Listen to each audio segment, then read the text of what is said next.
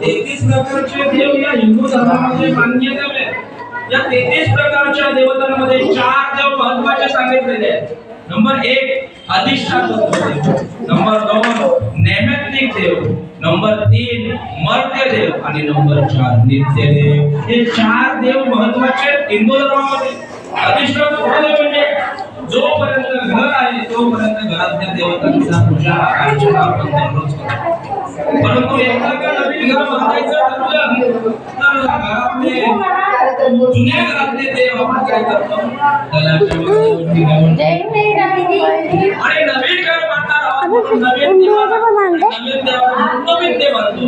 आणि याला अधिष्ठाता सन्मान दिला, शास्त्राने सन्मान दिला. पण येतपर्यंत घर आहे तोपर्यंत देव. उदाहरण दुसरं देतो.